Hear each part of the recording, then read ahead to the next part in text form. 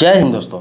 आज मैं आपको बताऊंगा कि कोई भी ज़मीन प्रॉपर्टी चाहे कितना भी महंगा क्यों ना, जब कहीं रेलवे निकलता है, ब्रिज बनता है, हाईवे निकलता है, एयरपोर्ट बनता है, तो इस सभी मामलों में आप देखेंगे कि सरकार जो है सभी ज़मीनों को अधिग्रहण कर लेती है, मतलब अपने अंदर में ले लेती है। अब वो ज़मीन होता क्या है कि ज़मीन तो प्राइवेट रहता है, ज़मीन प्राइवेट रहता है, किसी का घर बना होता है, मोहल्ला का मोहल्ला बना होता है, किसी का खेती का ज़मीन रहता है, किसी का कोई अन्य कामों के लिए ज़मीन रहता है, यहाँ तक कि कॉमर्शियल ज़मीन, मार्केट ज़मीन, जिसे व्यावसायिक ज़मीन कहते हैं, उसको भी सरकार ले लेती है ज़रूरत पड़ने पर। तो क्या यह लीगल है? क्या सरकार का अधिकार है कि कभी भी कहीं भी मन करे रेलवे का काम हो रहा है, ज़मीन अधिग्रहण करके निकाल दिए पटरी और वहाँ से रेलवे का क्रॉसिंग निकाल देते हैं, रेलवे स्टेशन बना देते हैं, या फिर कहीं 4 लेन बन रहा है, 6 लेन बन रहा है, हाईवे बन रहा है, कोई का ज़मीन रास्ते में आता है, सबको सरकार अधिग्रहण कर लेती है। एयरपोर्ट का काम होता रहता है तो एयरपोर्ट तो थोड़ा दूर में बनता नहीं है, सैकड़ों एकड़ में, हज़ारों एकड़ में बनता है, और उसको भी सरकार धीरे धीरे करके सबको कब्जा कर लेती है। चाहे जिस तरीके से कब्जा करना हो कर लेती है, चाहे वो मुआवजा देकर करे या फिर आप नहीं घर हटा रहे हैं तो बुलडोजर चलाकर करे, भले ही पैसा देती है।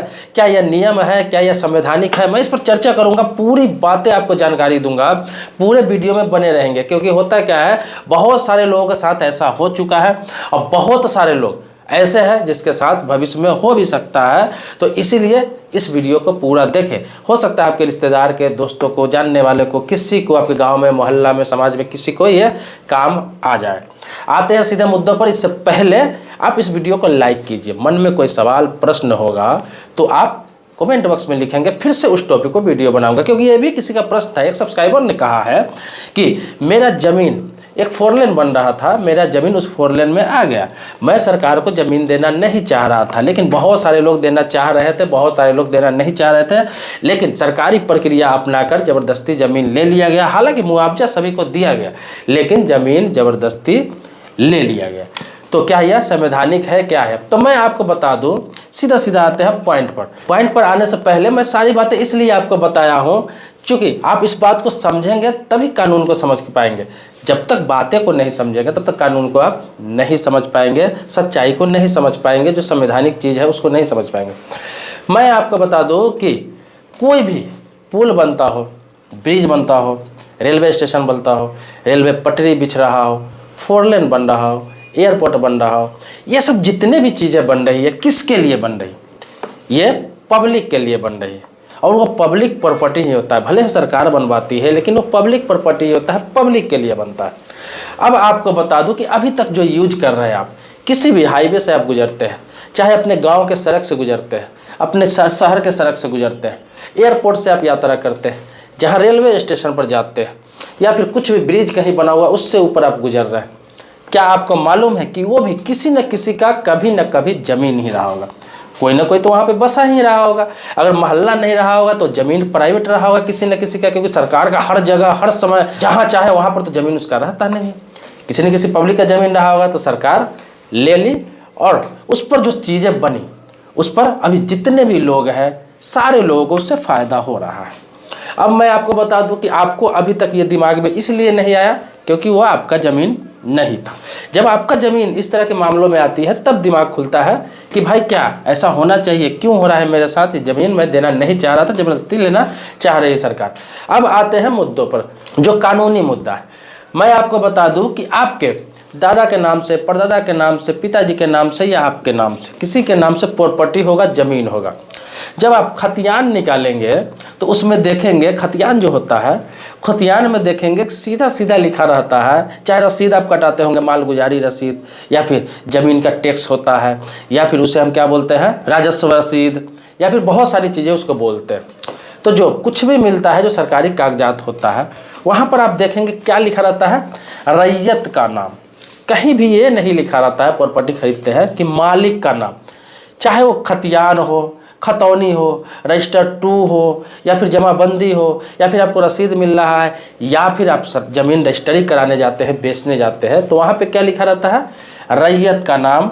कभी भी नहीं लिखा रहता है कि ज़मीन मालिक का नाम, ज़मीन प्रॉपर्टी मालिक का नाम, या फिर किसी भी प्रकार के मालिक का नाम। रैयत का नाम। रैयत का मतलब है कि जो भी प्रॉपर्टी होता है, सीधा भाषा में समझिए, मैं आसान भाषा में समझा रहा हूँ, मैं गोलमोल घुमाना नहीं चाह रहा हूँ। रैयत मतलब जो भी चीज़ है आपके पास, आप उसका उपयोग कर सकते हैं, ये आपके अंडर में है, मालिकाना हक है आपका, मालिक नहीं है। मालिकाना हक होना और मालिक होना दोनों अलग अलग चीज़ें होती है। जैसे मैं एग्जांपल के तौर पर बता रहा हूँ कि मेरे पास पेन है, यह पेन मेरी है, मैंने पेन दिया आपको उपयोग करने के लिए कि ये लो, आप 2 साल 4 साल 5 साल 10 साल इस पेन का यूज करना, या फिर जब कितना दिन के लिए रजिस्ट्री कर दिया, ये लाइफ टाइम के लिए मैंने दे दिया। ये पेन आपको दे दिया, इस पेन से आप लिख रहे हैं, उपयोग कर रहे हैं, इसका रिफिल खत्म हो रहा है, आप बदलवा रहे हैं, फिर लिख रहे हैं, उपयोग कर रहे हैं, जरूरत पड़ने पर आप इसे बेच भी दे रहे हैं, क्योंकि मैंने परमानेंट आपको दे दिया। लेकिन मैंने आपको ये पेन दिया, मालिकाना हक दिया कि ये पेन का मालिकाना हक आपका है, लेकिन ये मालिक मैं ही हूँ इसका। मैं जब एग्रीमेंट करूंगा या फिर कोई नियम कानून बनाऊंगा तो ये उसमें लिख दूंगा कि कभी ज़रूरत पड़े तो मैं इसे ले सकता हूँ, इसके बदले आप इसका देख रेख किए, आपके अंडर में है, आपने इसे संभाला, उसका पैसा मैं आपको दे दूंगा, लेकिन जब ज़रूरत पड़े तो मैं इसे ले लूँगा। चाहे आप किसी से बेच भी दे, चाहे किसी को उपयोग के लिए दे दे, चाहे कहीं पर आप संरक्षित करने के लिए रख दे, जिसके पास भी हो मैं उसी से ले लूँगा, ये मेरा अधिकार है, और मैं उसके बदले उसको जो कीमत होगा अदा कर दूंगा। तो मालिकाना इसको हक कहते हैं। मतलब कि जैसे कि जमीन होता है, जैसे रैयत का नाम लिखा हुआ जमीन, जमीन को आपने खरीदा, किसी ने बेचा, आप वहाँ घर बना लिए, सारा चीज़ कर लिए, पूरा डेकोरेशन कर लिए, वहाँ पे रह रहे हैं, लेकिन पब्लिक के सुविधा के लिए वहाँ पे अगर कभी मेट्रो निकालना पड़े, ब्रिज निकालना पड़े, रेलवे क्रॉसिंग निकालना पड़े, या फिर एयरपोर्ट बनाना पड़े, तो वो ज़मीन सरकार ले लेगी। तो मालिकाना हक होता है, मालिक आप किसी प्रॉपर्टी का नहीं होता है। कभी भी सरकार को ज़रूरत पड़े सरकार ले लेगी। अब लोग सोचते हैं कि इसके बदले मुझे मिलेगा क्या, क्या मिलता है, तो बहुत लोग घबरा जाते हैं कि सरकार रेट सही नहीं देती है। मैं आपको बता दूं, अभी का जो नियम है, अभी का जो कानून है, कोई भी प्रॉपर्टी सरकार आपसे लेती है, चाहे वो कॉमर्शियल हो, चाहे वो खेती का ज़मीन हो, चाहे किसी प्रकार का ज़मीन हो, चाहे वो आपका रेसिडेंशियल ज़मीन हो, अगर वो सरकार लेती है तो उस समय का जो रेट है, जैसे अभी का जो रेट है, उसका 4 गुना मुआवजा देने का भी प्रावधान है। ये भारत सरकार का नया रूल्स है, नया नियम है, ये कई सालों से चल रहा है कि उसका 4 गुना आपको मुआवजा मिलेगा, जो आपका कीमत होगा, ज़मीन लेकर, घर लेकर, मकान लेकर, जो भी कीमत लगेगा सरकार की तरफ से लगाया जाएगा, उसका 4 गुना मुआवजा दिया जाएगा। अब मैं आपको बता दूं कि कभी भी आप देखेंगे स्कूल के लिए, कॉलेज के लिए, यूनिवर्सिटी के लिए, हॉस्पिटल के लिए, जब सरकार ज़मीन अधिग्रहण करती है, उसमें किसी मोहल्ले को नहीं हटाया जाता है, किसी कमर्शियल जो मार्केट होता है वहाँ पे नहीं बनाया जाता है किसी को हटा के, या फिर कहीं बसाया जो बस्ती होता है उसको हटा के नहीं बनाया जाता। आपने देखा होगा, और ये नियम भी है। इस तरह की चीज़ें बनती है तो कहाँ बनती है? जहाँ पर खाली ज़मीन, चाहे वो प्राइवेट प्रॉपर्टी हो या सरकारी प्रॉपर्टी हो, जहाँ खाली ज़मीन है उसको अधिग्रहण किया जाता है, और मार्केट रेट से 4 गुना ज़्यादा पैसा लोगों को देकर वहाँ पे स्कूल हो, कॉलेज हो, हॉस्पिटल हो, यूनिवर्सिटी हो, ये जन सुविधाएं की जो चीज़ है ये बनाई जाती है। उसमें किसी मोहल्ले को नहीं हटाया जाता है, किसी बसे बसाए लोगों को नहीं हटाया जाता है, किसी गाँव में बसे हुए लोगों को नहीं हटाया जाता है, या फिर कोई कहीं मार्केट बना हुआ है उसको हटा के नहीं बनाया जाता है। ये जहाँ खाली ज़मीन सरकार को दिखता है वहीं पर इसे बनाया जाता है। लेकिन रेलवे की बात रही, हाईवे की बात रही, एयरपोर्ट की बात रही, मेट्रो की बात रहा और ब्रिज की बात रही, ये सब चीज़ें ऐसी हैं जो बहुत लंबे दूरी तय करती है। जैसे बिहार से दिल्ली के लिए कोई हाईवे निकल रहा है, यूपी से मद्रास के लिए कोई हाईवे निकल रहा है, मुंबई से बेंगलुरु के लिए कोई हाईवे निकल रहा है, कहीं से कहीं के लिए कोई हाईवे निकल रहा है, तो बीच में बहुत सारा मोहल्ला आ सकता है, बहुत सारा मार्केट आ सकता है, बहुत सारा बाज़ार आ सकता है, बहुत सारे लोगों को घर आ सकता है, बहुत सारे लोगों के खेती के ज़मीन आ सकता है। बहुत जगह तो ऐसा होता है जो मस्जिद भी आ जाता है, मंदिर भी आ जाता है, और लोगों को हटाना पड़ता है उसे। हालांकि सरकार मंदिर के लिए भी, मस्जिद के लिए भी, या फिर कोई भी किसी भी प्रकार का अगर धार्मिक स्थल भी है तो उसके लिए भी ज़मीन मुहैया करा देती है बगल में, कि आप उसे बगल में शिफ्ट कर सकते हैं। लेकिन कभी कभी सिचुएशन ऐसा भी देखा गया कि लोग मानते नहीं, लोग कहते हैं कि नहीं, यहाँ मंदिर यहीं रहेगा, मस्जिद यहाँ पर है तो यहीं रहेगा, या फिर कहीं पे आपने देखा होगा मज़ार है या फिर कोई बहुत बड़ा धार्मिक स्थल है, तो वहाँ पे चूँकि यह आस्था से जुड़ा हुआ चीज़ होता क्या है, ये आस्था से जुड़ा हुआ चीज़ है, और ये किसी मोहल्ला का नहीं होता है, सिर्फ किसी गांव का नहीं होता है, ये आस्था से जुड़ा चीज़ होता है, और करोड़ों लोगों का आस्था उसमें रहता है। तो कभी कभी आप देखेंगे ऐसी चीज़ें जब आ जाती है तो वहाँ पे सड़क थोड़ा सा घुमा दिया जाता है, या फिर वहाँ से नक्शा चेंज कर दिया जाता है, टर्न कर दिया जाता है, और खाली ज़मीन को अधिग्रहण कर लिया जाता है। तो पॉसिबल होता है क्योंकि थोड़ी जगह में वो सब चीज़ें होती है, और वहाँ पर रास्ते को मोड़ दिया जाता है, क्रॉस कर दिया जाता है, या फिर दूसरा ऑप्शन निकाल दिया जाता है, नहीं हटाया जाता है अगर लोगों का ज़्यादा विरोध होता है तो। तो। लेकिन रही मोहल्ले की बात, घर के बाद, ज़मीन के बाद, तो हाईवे तो बनेगा ही, इसके लिए तो सरकार किसी भी हालात में अधिग्रहण करती ही करती है। अब होता क्या है कि दूसरे के ज़मीन में जब हाईवे निकलता है, रेलवे क्रॉसिंग निकलता है, या फिर आपको मेट्रो निकलता है, एयरपोर्ट बनता है, तो हमें लगता है कि भाई बन रहा है, बड़े सुविधा का काम है, बहुत अच्छा जगह पे बन रहा है, वहाँ पे बनना चाहिए, बहुत लोगों को काम आएगा। लेकिन जब अपने ज़मीन में पड़ता है तो हमें लगता है कि ज़बरदस्ती ऐसा किया जा रहा है, नहीं किया जाना चाहिए। जबकि सरकार इसका पैसा देने का पूरा नियम कानून बना चुकी है और 4 गुना पैसा दिया जाता है मार्केट रेट से। अब बात आती है कि ये संवैधानिक है कि नहीं, ये चर्चा मैंने स्टार्टिंग में किया था, तो मैं बता दूँ ये संवैधानिक, क्योंकि ये पब्लिक के लिए, पब्लिक सुविधा के लिए, जन सुविधा के लिए ये सब चीज़ें बनाई जाती है। तो जन सुविधा के लिए बनाई जाती है तो करोड़ों लोगों को इससे फ़ायदा होने वाला होता है। जब करोड़ों लोगों को इससे फ़ायदा होने वाला होता है, उसमें अगर सैकड़ों हज़ारों लोगों को अगर घर हटाना पड़े, कहीं और शिफ्ट करना पड़े, सरकार ये नहीं करती कि उजाड़ के तुम्हें हटा देता है, भगा देता है आपको, या फिर आपको वहाँ से नस्तोनाबूद करता है, ऐसी कोई बात नहीं। मार्केट रेट से 4 गुना पैसा इसलिए दिया जाता है क्योंकि नई जगह पर जाकर आप शिफ्ट होते हैं तो आपको शिफ्ट होने में कोई दिक्कत ना हो, आसानी से आप शिफ्ट हो जाए, आसानी से घर बना लें। और अधिक पैसा इसलिए भी दिया जाता है ताकि कुछ दिन आपका काम धाम बंद भी रहे, कुछ व्यवसायिक प्रतिष्ठान है जो आपका बंद हो गया उस कारण से, तो आपका सारा रिकवरी उस पैसे में हो जाए। तो ये संवैधानिक है, ये संविधान में है और इसका कानून भी है, बहुत सारा संशोधन करके नियम भी बनाए गए हैं जो जनता के सुविधा के लिए, जनता हित में, जनहित में ये सब बनाए गए हुए हैं।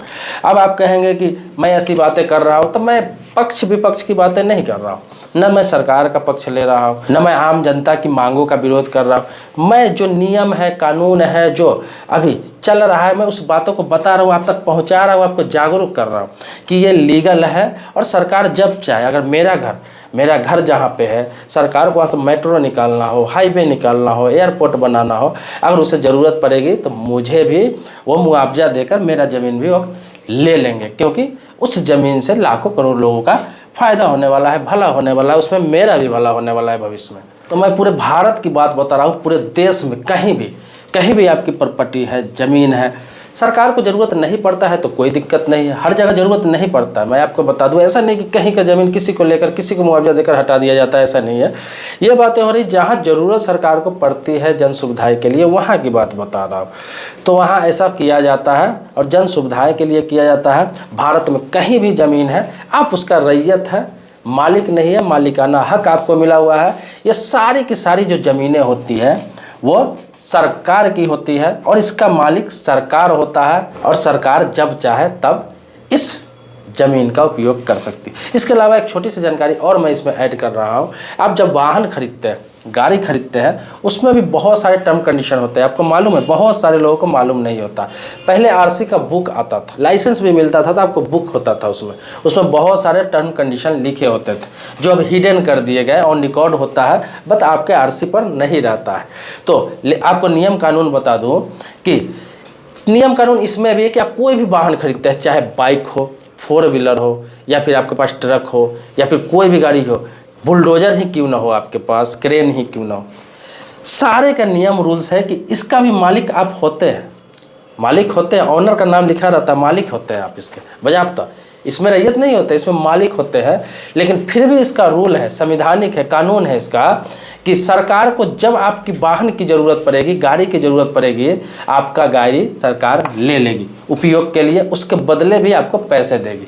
एग्जाम्पल के तौर पर बता रहा हूँ आपको, कभी भी इलेक्शन जब होता है, आपने देखा होगा इलेक्शन जब होता है, उसमें होता क्या है कि रास्ते में रोक कर गाड़ी पकड़ लिया जाता है लोगों का, चाहे ट्रक हो, चाहे वो कोई 4 व्हीलर हो, यहाँ तक कि कभी कभी 2 व्हीलर को भी पकड़ लिया जाता है इलेक्शन ड्यूटी के लिए। होता क्या है कि आपको इलेक्शन से 10 दिन, 15 दिन, 20 दिन पहले, जब लोकसभा का इलेक्शन होता है, विधानसभा का इलेक्शन होता है, तो गाड़ी को पकड़ना स्टार्ट किया जाता है और गाड़ी पकड़ लिया जाता है, यहाँ की ड्राइवर सहित पकड़ लिया जाता है और किया क्या जाता है, उसे ले जाकर थाने में खड़ा कर दिया जाता है और कहा जाता है कि आज से आप इलेक्शन ड्यूटी में हो। ज़बरदस्ती हायर कर लिया जाता है कि आज से आप इलेक्शन ड्यूटी में हो, जब तक कि इलेक्शन ख़त्म नहीं हो जाता है, और जितना दिन आप रहते हैं, आपकी गाड़ी वहाँ पे रहती है, इलेक्शन ड्यूटी में काम होता रहता है, तब तक आपको पैसे जोड़ के दिया जाता है। ये नहीं कि पैसा नहीं दिया जाता। 4 व्हीलर है तो 4 व्हीलर के हिसाब से, 2 व्हीलर है तो 2 व्हीलर के हिसाब से, अगर ट्रक है तो ट्रक के हिसाब से, क्योंकि उस पर लोड करके कोई सुरक्षाकर्मी हो, या फिर मतदान पेटी हो, या फिर ईवीएम हो या फिर सरकारी जो भी ऑफिसर है जो इधर उधर जाते हैं अपने अपने ड्यूटी पर, इलेक्शन ड्यूटी पर, उसके लिए जो गाड़ी हायर किया जाता है वो ज़बरदस्ती पकड़ लिया जाता है रास्ते में, आपने देखा होगा। तो ये भी संवैधानिक है, ये भी नियम है कि गाड़ी कोई भी हो आपके पास, सरकार को जब ज़रूरत पड़ेगा वो गाड़ी उठा सकती है, उसके बदले आपको पैसे देगी। ये नहीं कि मेंटेनेंस देती, ख़राब होगा तो बनवा के देगी, जिस हालात में उठाएगी उसी हालात में आपको देगी, पेट्रोल भराएगी, और आपका जो चार्जेज होता है, जो सरकारी रूल्स बना हुआ है, नियम बना हुआ है, उस चार्जेज के हिसाब से आपको एक बार पेड कर दिया जाता है। जब इलेक्शन खत्म होगा तो आपको पैसा दे दिया जाता है। इसी प्रकार से किसी भी, तो इलेक्शन एग्जाम्पल है, इसलिए एग्जाम्पल दे रहा हूँ क्योंकि आपने देखा है, हर कोई जानता है कि इलेक्शन में गाड़ी, ज़्यादातर गाड़ी को पकड़ लेते हैं। अब पकड़ने का मतलब सारी गाड़ी को नहीं पकड़ते, ये नहीं कि सारी गाड़ी को पकड़ते हैं। जैसे मैंने आपको बताया कि जमीन अधिग्रहण किया जाता है, जहाँ ज़रूरत हो, जहाँ कोई चीज़ बन रहा है उसी ज़मीन को अधिग्रहण किया जाता है। इसी प्रकार से इलेक्शन में भी सारी गाड़ी को नहीं पकड़ा जाता है, जितनी गाड़ी को ज़रूरत है। मान लीजिए कि इस ज़िले में, हमें बता रहा हूँ कि अपने ज़िले में 150 गाड़ी की ज़रूरत है, 200 गाड़ी की ज़रूरत है, जिसमें 50 4 व्हीलर हो, 10 2 व्हीलर हो, 5 ट्रक हो, ऐसे कर करके 150-200 का टारगेट किया जाता है। उतनी ही गाड़ी को पकड़ा जाता है जो अच्छे कंडीशन में हो, बाकी गाड़ी को नहीं पकड़ा जाता है। बाकी गाड़ी इलेक्शन में सब अपने अपने घर पे रखते हैं। तो इसी प्रकार से ज़मीन हो, गाड़ी हो, इन दोनों मामले में मैं बता दूं कि सरकार को जब ज़रूरत पड़ेगा तब उस चीज़ का उपयोग कर सकती है। ये कहीं से भी गैर कानूनी नहीं है। तो ये सभी चीज़ें आपको जानकारी रहनी चाहिए, हर इंसान को जानकारी रहनी चाहिए। मैं जागरूक करने के लिए वीडियो बनाता हूँ। बहुत लोग ये कहने लगते हैं कि आप पक्ष ले रहे हैं, आप सरकार की बातें बताते हैं, सरकार की पक्ष लेते हैं। नहीं, सरकार की मतलब ये सरकार की बातें नहीं कह रहा हूँ। सरकार कोई भी हो, सरकार बदलती रहती है, चाहे आज से 20 साल पहले रहा हो, अभी हो या 20 साल बाद हो, कोई भी सरकार आएंगे, रूल यही रहेगा, नियम यही रहेगा, जो चल रहा है वही चलता रहेगा, क्योंकि सब चीज़ में जनता का हित जुड़ा हुआ है। दोस्तों, मैं कोई भी जानकारी लेकर आता हूँ, चाहे कानून से संबंधित हो, बैंकिंग से संबंधित हो, इंश्योरेंस से संबंधित हो, या फिर पोस्ट ऑफिस से संबंधित हो, रेलवे से संबंधित हो, सरकारी योजना से संबंधित हो, बहुत सारे टॉपिकों में वीडियो बनाता हूँ। इसी प्रकार से आपके मन में भी कोई सवाल होगा, प्रश्न होगा, कुछ पूछना होगा, कुछ जानना होगा, कोई नया वीडियो चाहिए, आप कमेंट बॉक्स में लिखिए। कमेंट बॉक्स में लिखेंगे, मैं उस टॉपिक पर वीडियो बना दूंगा। जैसे ये किसी ने कमेंट किया था इस टॉपिक पर और मैं उसे पूरा विस्तार से बताया। अगर कुछ छूट गया तो मैंने बताया कि कमेंट बॉक्स में फिर से लिख सकते हैं, देखेंगे, फिर विस्तार से वीडियो आपको बना दूंगा किसी भी टॉपिक पर। मिलते हैं नेक्स्ट वीडियो में जो आप ही के मुद्दे पर होगा। तब तक के लिए शुक्रिया, धन्यवाद, जय हिंद दोस्तों।